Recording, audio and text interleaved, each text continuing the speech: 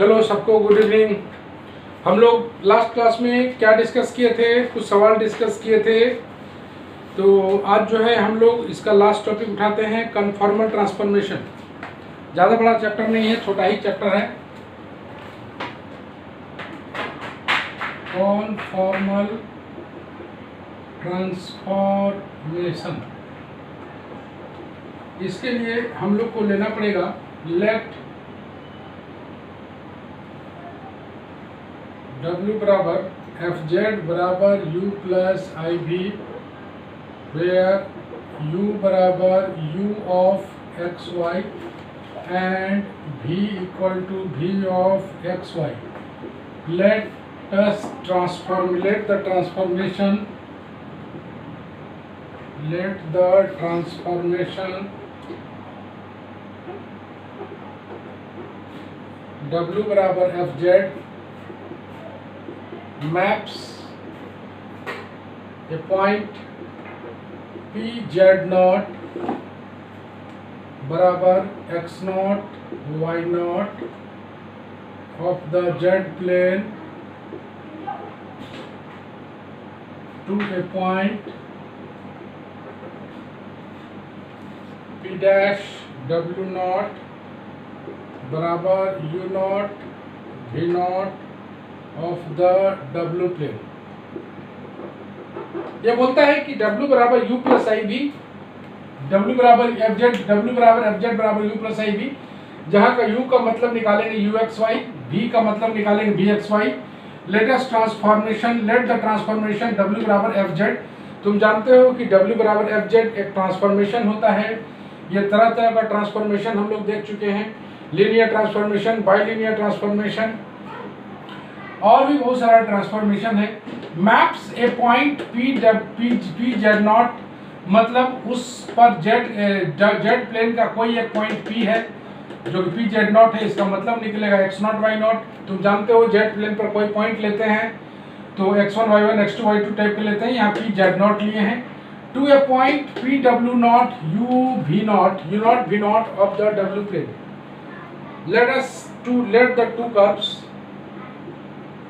let the two curves C1 and C2 intersect at Z0, be mapped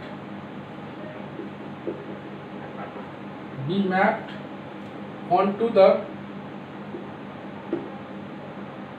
curves gamma 1 and gamma 2 intersect eight W not. तो थोड़ा सा हम लोग दो type का फिगर बनाए। एक आ गया O X Y, ये दो कर्व है, दो इंटरसेक्ट कर रहा है। C1 C2 ये P Z नॉट पर इंटरसेक्ट कर रहा है, ये बना रहा है थीटा।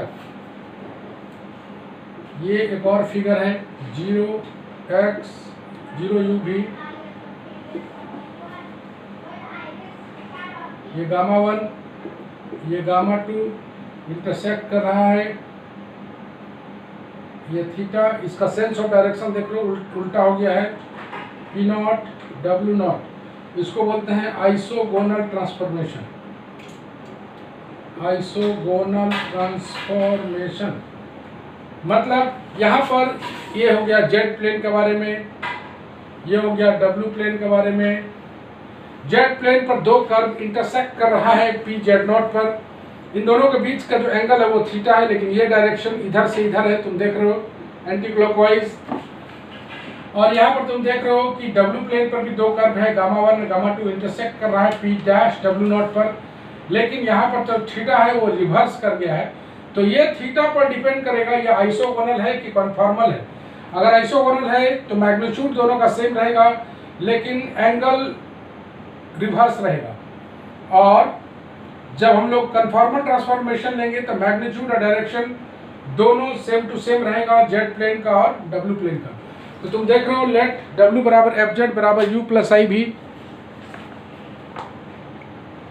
W बराबर FZ बराबर U प्लस IV हुआ, U बराबर UXY, v equal to vxy, let the transformation w बराबर fz maps a point p z naught x naught y naught of the z plane to a point p dash w naught u naught v naught of the w plane. Two curve intersect कर रहा है c1 c2 intersect at z naught, तो देख रहे हो be mapped on to the curve gamma 1 gamma 2 intersect at p dash w naught. तो ऐसे transformation को हम लोग आइसोगोनल ट्रांसफॉर्मेशन बोलेंगे और इसके बाद वाले पेज में हम लोग कन्फॉर्मल ट्रांसफॉर्मेशन बोलते हैं. तब इन दोनों को डिफाइन भी करते हैं. देख लो पवन, ले लो तो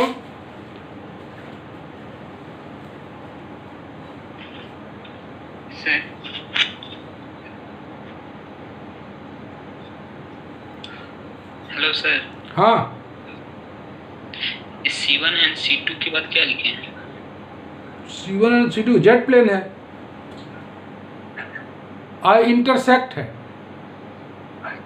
इंटरसेक्ट लिख रहा है का?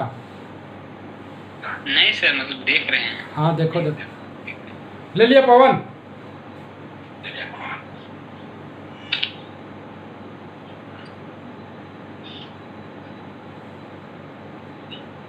ले लिए सर, हम ले लिया. Yes sir.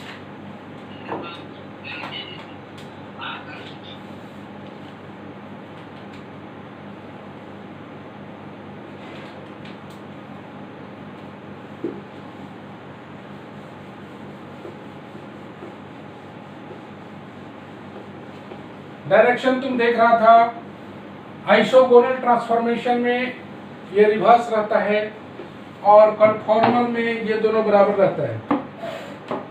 नेक्स्ट आते हैं हम लोग कन्फॉर्मल ट्रांसफॉर्मेशन का फिगर पर. तो फिगर हम लोग इधर बना लेते हैं.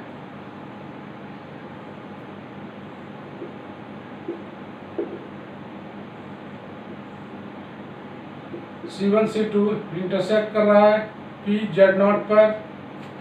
इसका डायरेक्शन थीटा ऐसे है और यहाँ पर हम लोग देखते हैं 0 u जेड प्लेन के बारे में बात हो रहा है. ये 0 u v, ये गामा 1 गामा 2 है, p डैश w नॉट है. इसका भी डायरेक्शन तुम देख रहे हो सेम है. तो इसको बोलेंगे हम लोग कॉन्फॉर्मल ट्रांसफॉर्मेशन. कॉन्फॉर्मल ट्रांसफॉर्मेशन जब ये थीटा आइसोगोनल में रिवर्स रहता है और कन्फॉर्मल में दोनों बराबर रहता है. तो अब हम लोग डिफाइन कर लेते हैं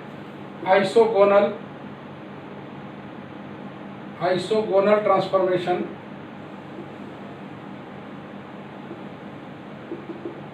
बोलता है if the angle between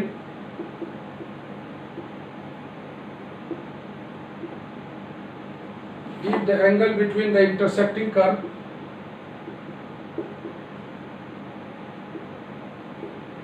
C1 and C2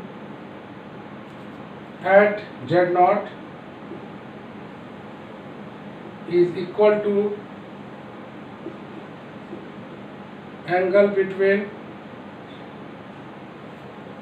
the intersecting curve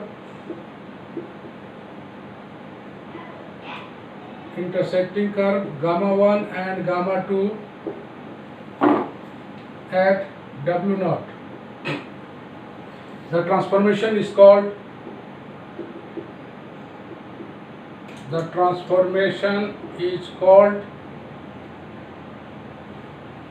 isogonal.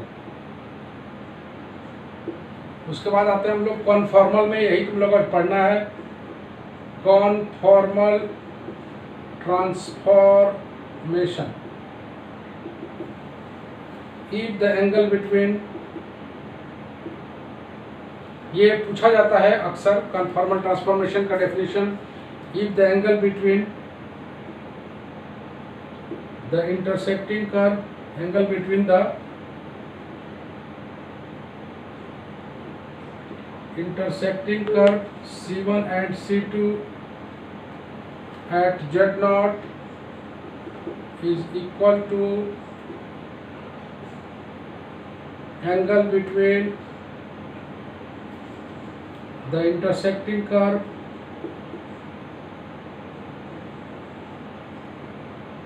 gamma 1 and gamma 2 at W naught, and also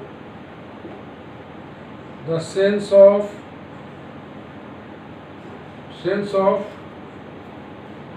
direction is preserved. Then the transformation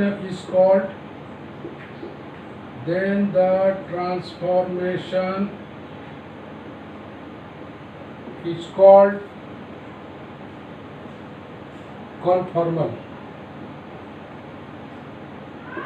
Okay. Thus, if the magnitude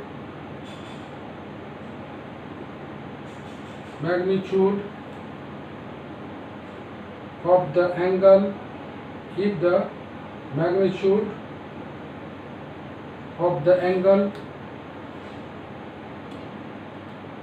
as well as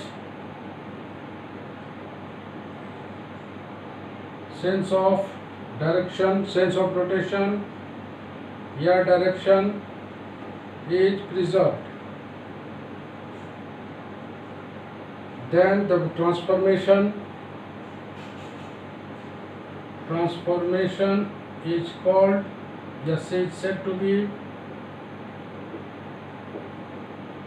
conformal. तो हम लोग देख रहे हैं कि isogonal और conformal में क्या क्या डिफरेंसेस है। आइसोगोनल और कन्फॉर्मल में हम लोग बात कर रहे थे कि एंगल में उस एंगल का मैग्नीट्यूड और डायरेक्शन दोनों अगर सेम हो जाए, इसका थीटा का मैग्नीट्यूड और डायरेक्शन दोनों अगर सेम हो जाए तो हम लोग बोलते हैं ऐसा ट्रांसफॉर्मेशन कन्फॉर्मल ट्रांसफॉर्मेशन होता है। और आइसोगोनल में मैग्नीट्यूड तो सेम रहेगा लेकिन डायरेक्शन इसका रिवर्स रहेगा, इसका उल्टा रहेगा। तुम देख रहे हो कि C1 और C2 दो कर्व है जो कि इंटरसेक्ट कर रहा है P Z नॉट पर। ये Z प्लेन का है, ये W प्लेन का है। W प्लेन पर तुम देख रहे हो गामा 1 और गामा 2 दो कर्व है, इंटरसेक्ट कर रहा है P डैश W नॉट पर। तो हम लोग दोनों का डेफिनेशन में सब टू सेम बोले हैं। कन्फॉर्मल देखो, if the angle between the intersecting curve C1 and C2 at Z naught is equal to angle between the intersecting curve gamma 1 gamma 2 at W naught and also the sense of direction is preserved, मतलब बराबर होना चाहिए, then the transformation is conformal. Thus if the magnitude of the angle as well as sense of rotation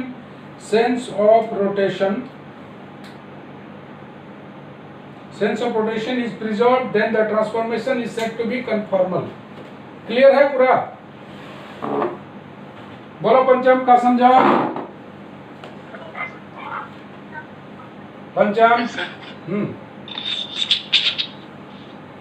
sir isogonal transfer जो है ना कि angle between intersecting curve C1 and C2 के बीच में जो Z नॉट पर बनता है वो इक्वल टू होगा angle between Y1 and Y2 के इंटरसेक्शन गामा 1 गामा 2 है, गामा 1 और गामा 2 किस वो गामा 1 गामा 2 पर जो एंगल बनेगा उसके इक्वल होगा, वो आइसोगोनल होगा।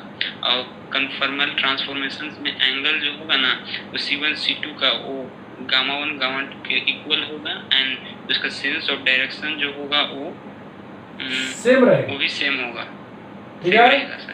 ये थीटा का मैग्नीट्यूड भी सेम रहेगा और डायरेक्शन भी सेम रहेगा। तब वो जेड प्लेन और डब्ल्यू प्लेन में दो कर्व जो इंटरसेक्ट कर रहा है, तो ऐसे ट्रांसफॉर्मेशन को हम लोग बोलते हैं कॉन्फॉर्मल ट्रांसफॉर्मेशन। ये पूछा जाने वाला है कन्फॉर्मल आइसोगोनल, इसका जस्ट इन दोनों में डिफरेंशिएट करने के लिए बताया गया है। आइसोगोनल तुम्हें अभी नहीं पढ़ना है, तुम्हें पढ़ना है कन्फॉर्मल ही। ले लो तो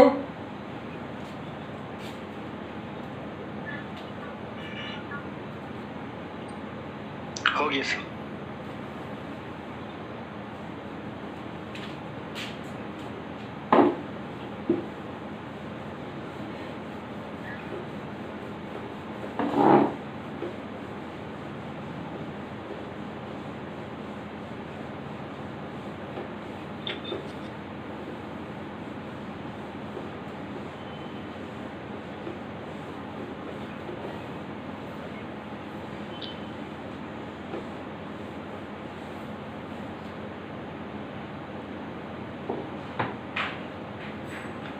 नेक्स्ट आता है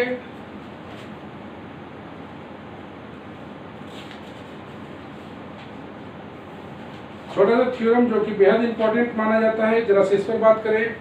नेसेसरी कंडीशन फॉर W बराबर FZ to represent conformal mapping.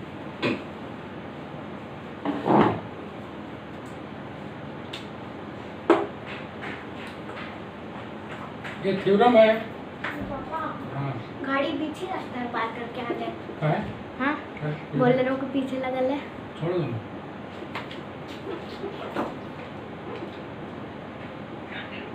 Necessary condition for W बराबर FZ to represent conformal mapping. W बराबर FZ to represent conformal mapping. We shall prove that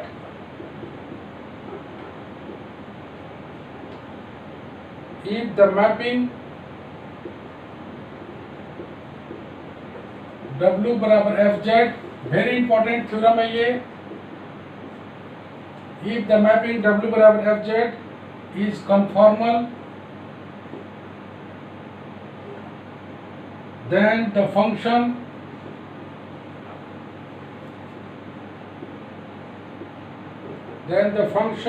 fz is analytic in Z। चलो जरा पढ़ना तो Bharti.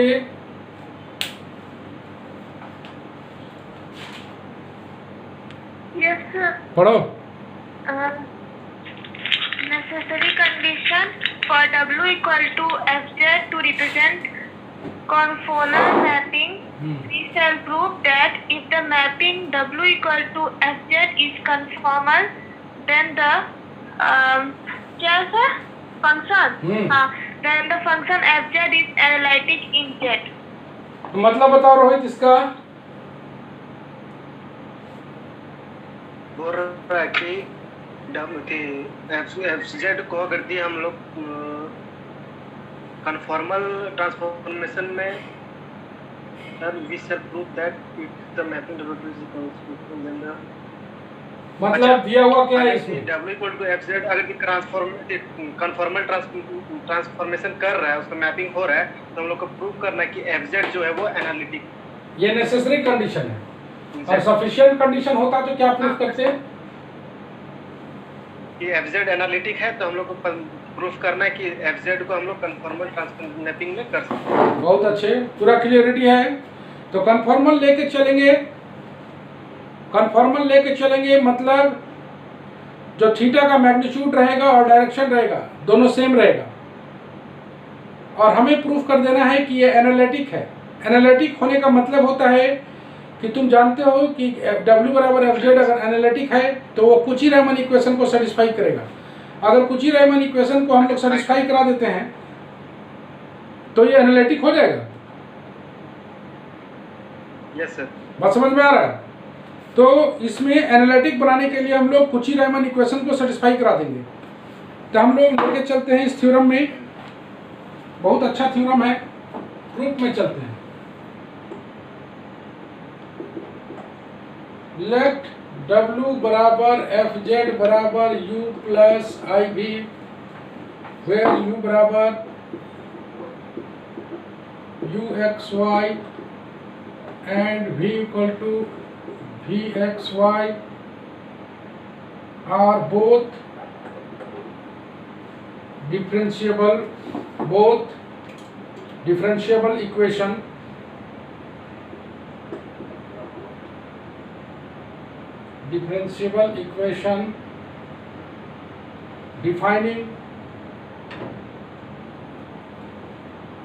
defining conformal mapping from Z plane to W plane। मतलब मान लिया कि W बराबर FZ बराबर U प्लस IV, जहाँ U का मतलब UXY, V का मतलब VXY और बहुत डिफरेंशिएबल इक्वेशन है, defining conformal mapping from Z plane to W plane. Let ds and d sigma denote the length element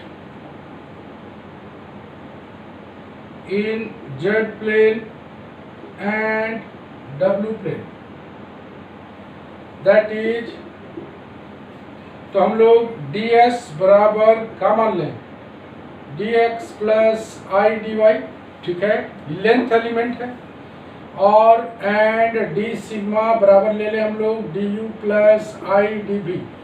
ये हो गया डी एस, स्मॉल एलिमेंट हो गया जेड प्लेन का, कोई एलिमेंट का लेंथ है, कोई एलिमेंट का लेंथ है, और डब्ल्यू प्लेन का हो गया डी सिग्मा। तो हम लोग अगर मॉड लगाते, मॉड डी एस लगाते, तो मॉड डी एस लगाते तो क्या पाते, under root D x square plus D Y square. तो इसका जो आया डी एस स्क्वायर बराबर आ गया D x square plus D Y square. यहाँ से आ गया मॉड डी सिग्मा बराबर under root D U square plus D B square. तो डी सिग्मा स्क्वायर बराबर आ गया D U square plus D B square. Since U and V are function of X Y, since U and V are function of X and Y, तो हम लोग लेते हैं D U बराबर del you by del X into D X plus del you by del Y into D Y, and D V बराबर लेते हैं del we by del X into D x.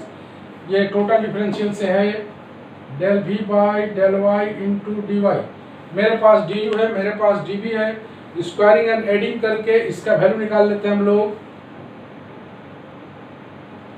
Squaring and adding तो आ जाएगा D U square plus D V square बराबर कितना आ जाएगा, जरा देखें। स्क्वायरिंग एंड एडिंग है तो del you by del x का होल स्क्वायर प्लस नहीं into D x square del you by del y का whole square d Y square plus 2 del you by del x del you by del Y into D x d y plus del we by del x का square into D x square del we by del y का square into D Y square 2 del we by del x del we by del Y into D x into D y. इन दोनों को जोड़े।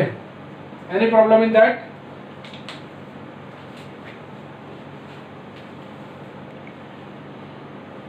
ले लो तो रोहित। ले हाँ सर, हो गया हो गया। तो इसमें एक बार थोड़ा सा पढ़ते हम लोग। चलो छाया पढ़ो तो जरा सा प्रूफ में, यहाँ से यहाँ तक।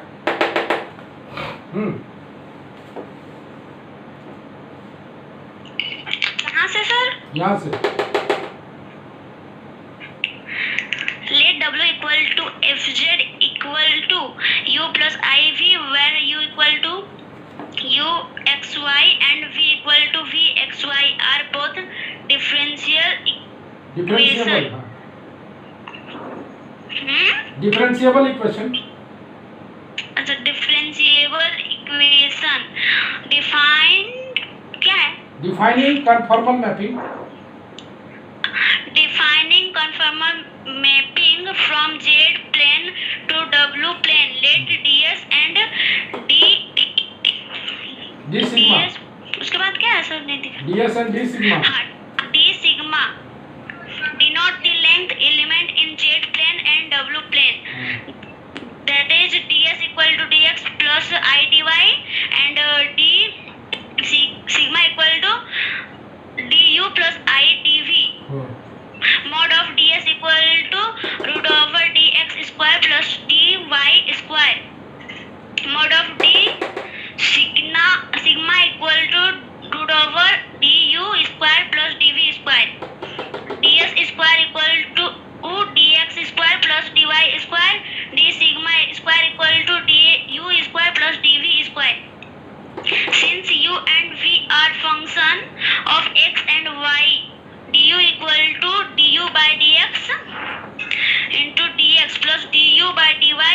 dy and dv equal to dv by dx and dx into dx plus dv equal to dy into dy.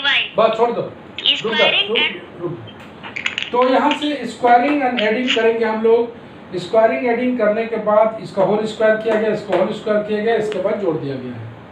यहाँ तक सब कुछ ओके है। लेंथ एलिमेंट है इन जेड प्लेन पर ds और डी सिग्मा है लेंथ एलिमेंट इन डब्ल्यू प्लेन।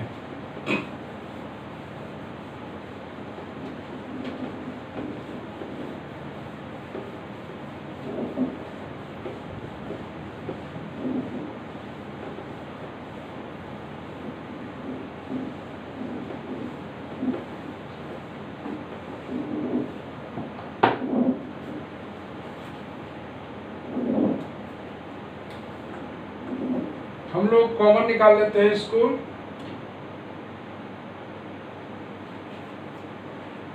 तो du square plus dv square बराबर रख दे हम लोग d सिग्मा स्क्वायर, और d सिग्मा स्क्वायर का जो वैल्यू आएगा कॉमन निकालने के बाद del u by del x का whole square, del u by del v by del x का whole square into dx square. उसी तरह से कॉमन निकाल लेते हैं del u by del y का square, del v by del y का स्क्वायर। डेल एक्स का भी स्क्वायर होगा सर। हाँ ओके, वहाँ पर भी तो स्क्वायर होगा, उधर भी तो del v by del y। dy का स्क्वायर, ठीक तो है। इसका स्क्वायर क्या होगा प्लस ठीक है sir. 2 del u by del x into del u by del y plus del v by del x into del v by del y into आ जाएगा dx dy। इसको इक्वेशन नंबर 1 बनाएंगे। यहाँ तक कोई दिक्कत है तो बोलो। एंड साथ में हम लोग के पास एक और चीज़ है, ds स्क्वायर इक्वल टू दिया हुआ है dx square plus dy square, ये दिया हुआ है। ये रहा नंबर 2। दोनों को कंपेयरिंग कर देते हैं। Comparing 1 and 2, given that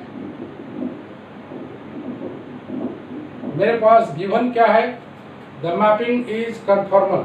given that the mapping is conformal, ये मैपिंग दिया हुआ है। Therefore the ratio d sigma square ratio ds square is independent of direction, is independent of direction। तुम जान रहा था कन्फॉर्मल मैपिंग का मतलब क्या होता था कि उन दोनों का मैग्नीट्यूड, थीटा का मैग्नीट्यूड के साथ साथ उसका डायरेक्शन भी सेम होता था।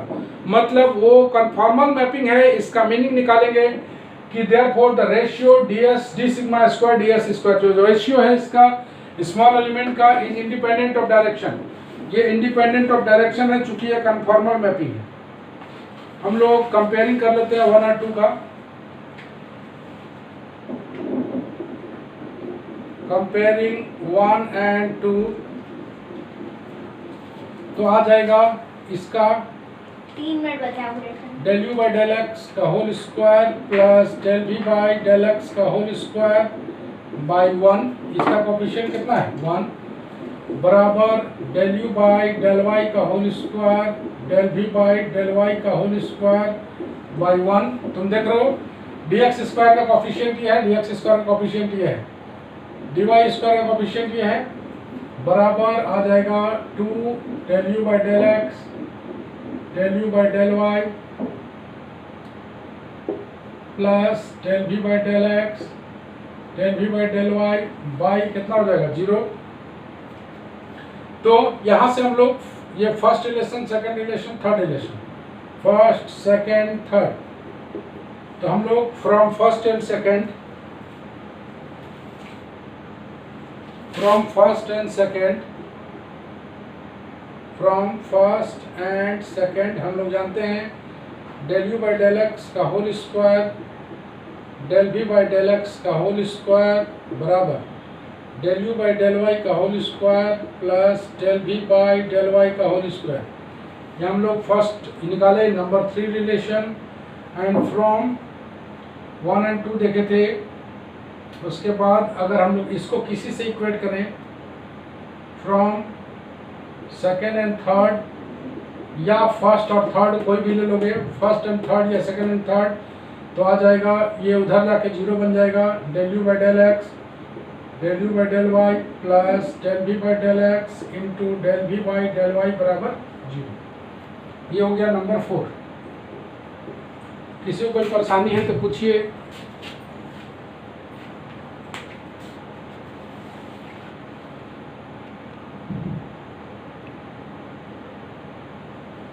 किसी को कोई दिक्कत है तो पूछो।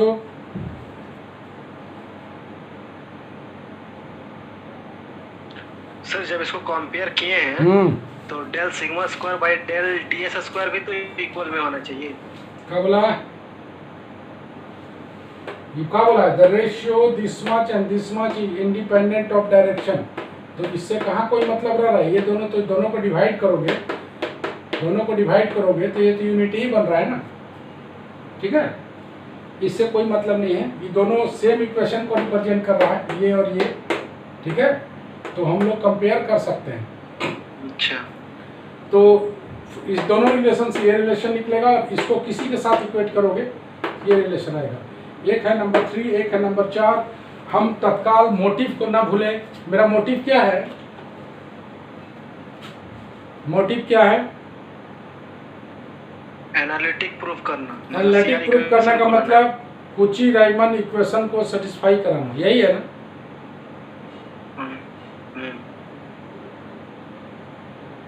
Yes sir. आजकल तुम लोग जान रहा है, जितना भी क्लास चल रहा है, कहीं भी इंटरमीडिएट का हो, कहीं भी हो, सारा का सारा ऑनलाइन। जितना भी है सब आजकल पढ़ाई शुरू कर दिया है। देखो ना, केमिस्ट्री वाला सर, फिजिक्स वाला सर, हम लोग का सब ऑनलाइन, सब चालू हो गया। सब स्टूडेंट लोग भी लाइन अप कर गया। मान के चलो सब ऑनलाइन में ही मूड बना लिया है, ऑनलाइन में ही अच्छा लग रहा है, ऑनलाइन में ही पढ़ रहा है। किसी को कोई दिक्कत नहीं है, आराम से अपना अटेंड किया क्लास, होम टास्क बनाया, घर में बैठा। का पंचम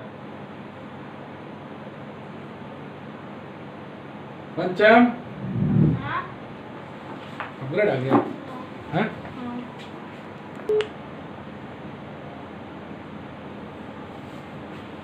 चलो हम लोग मूव करते हैं from 3 equation 3 is satisfied.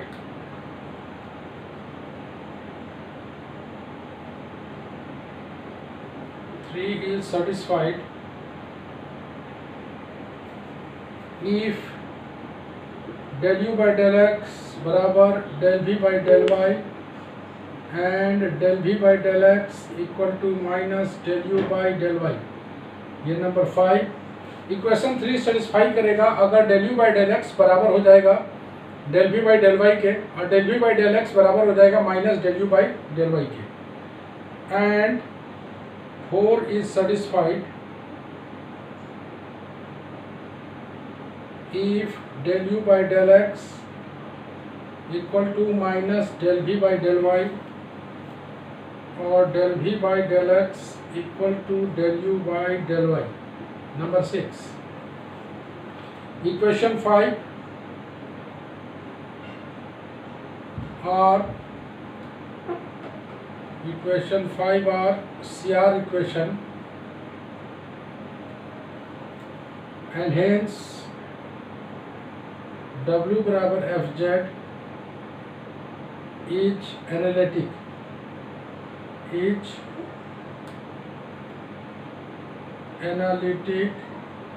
in Z। थोड़ा सा और लिखना हम लोग को। इक्वेशन 5 और कुची-राइमन इक्वेशन, ये जो 5 आया है वो कुची-राइमन इक्वेशन है, लेकिन ये कुची-राइमन इक्वेशन नहीं नजर आ रहा है ना। 4 आर सेटिस्फाइड इफ, इसको हम लोग इधर ले जाएंगे तो ये वाला रिलेशन आएगा। तो del u by del x बराबर minus del v by del y और del v by del x equal to del u by del y। तो ये जो है 5 आर कुची-राइमन इक्वेशन, इसलिए w बराबर FZ is analytic in Z। हम लोग 6 नंबर इक्वेशन पर एक बार फिर थोड़ा सा बात कर लेते हैं। देखो रोहित ले लो तो।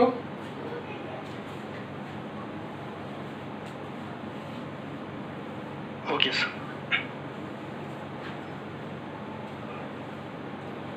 सारा वीडियो मिल गया ना तुम लोग को? कोई दिक्कत नहीं ना है? कोई पीछे छूटा नहीं ना है? रोहित ये सर। सारा वीडियो सब मिल गया ना? कोई क्लास छूटा हुआ तो नहीं ना है? हाँ सर सब सारा, हाँ सारा मिल गया। है कि अब डिलीट करेंगे हम, नहीं तो भर जाता है ना। अच्छा डिलीट करिएगा। हाँ तो मोबाइल में उतना रहेगा तो मोबाइल में बर्बाद हो जाएगा। तो मोबाइल में डिलीट कीजिएगा, ठीक है। यूट्यूब से नहीं डिलीट कीजिएगा सर? नहीं यूट्यूब से नहीं, यूट्यूब में डाले नहीं है, ऐसा कोई वीडियो नहीं ना है। नहीं ऐसा नहीं है, सारा तो डला गया यूट्यूब। ठीक है सर 18 तारीख वाला नहीं डाले तो? हाँ 18 तारीख 18 तारीख वाला। 18 तारीख वाला? हाँ 18 तारीख वाला नहीं डाला है अभी तक? नहीं। अच्छा ठीक है, 18 तारीख वाला डाल देंगे। The equation 6 reduces to equation 5 if we take minus v for v.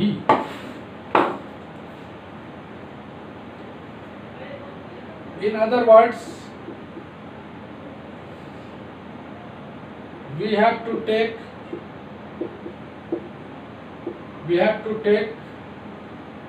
image figure found, we have to take as image figure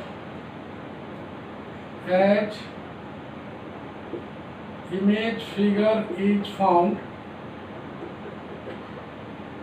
by reflection in the real axis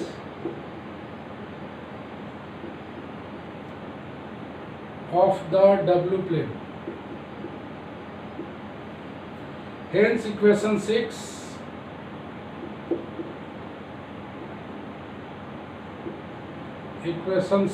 corresponds to an isogonal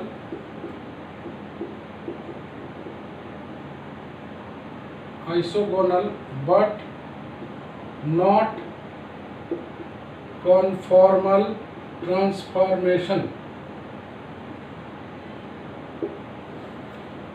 Therefore, it follows that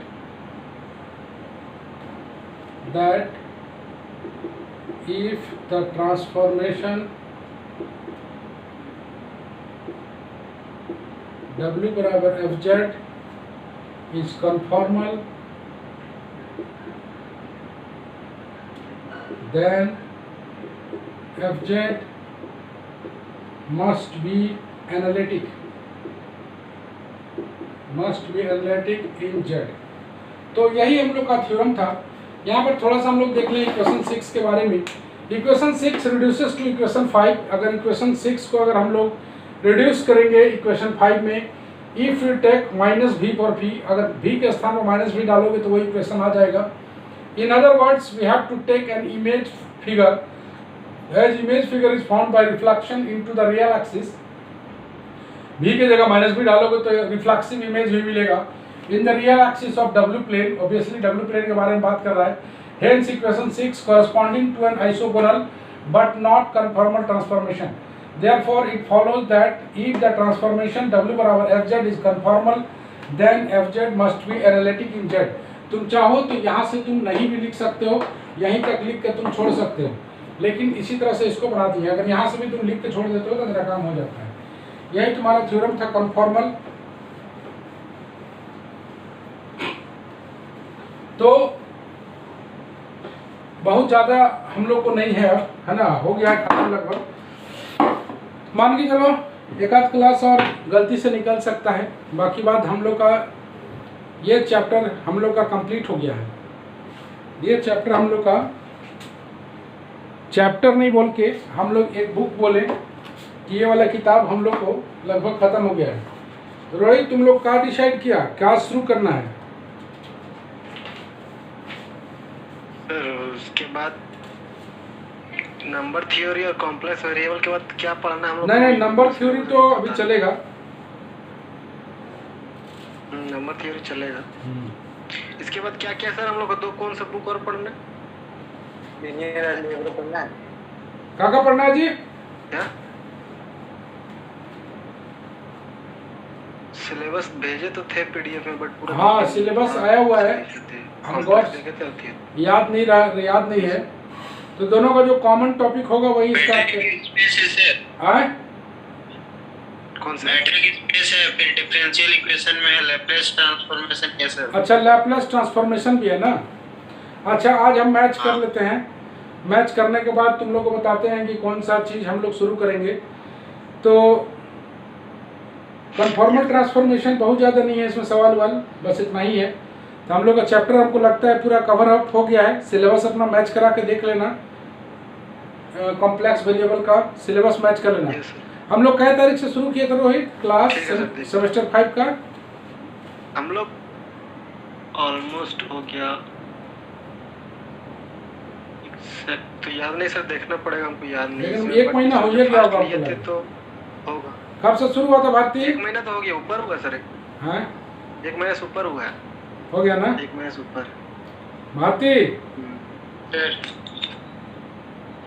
sir 28 जून से मेरे पास note है, उससे पहले जो है ना 3 class शायद हुआ था।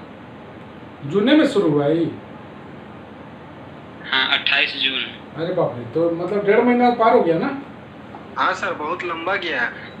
कोई बात नहीं, डिटेल में पढ़ाई भी हुआ है, तो 2 किताब भी चल रहा है। ऐसा नहीं कि नंबर थ्योरी भी एक चैप्टर हम लोग पढ़ चुके, जो कि सबसे बड़ा चैप्टर था वही खत्म हो रहा है नंबर थ्योरी में। इसके बाद तो इंटरेस्टिंग टॉपिक आने वाला है नंबर थ्योरी का, है ना। तो नंबर थ्योरी का क्लास कभी ना मिस करें। Number theory is very important, पूरा सीखने वाला चीज़ है। तो आज के लिए बस इतना ही। हम लोग मिलते हैं नेक्स्ट वीडियो में, और नेक्स्ट क्लास में हम लोग मिलते हैं। रोहित इसको ले लेना, है ना, ले लो तो। ये सर ले रहे हैं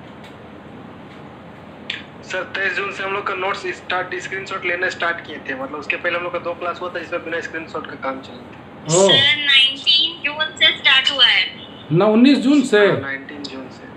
हाँ 19 जून से। मतलब 2 महीना हो गया। वाह, बीच में बहुत सारा गैप भी था। हाँ, बहुत सारा गैप भी हुआ था हम लोग का। कोई बात नहीं, रफ्तार हम लोग का ठीक है। तुम लोग का एग्जाम तो नवंबर दिसंबर में होगा,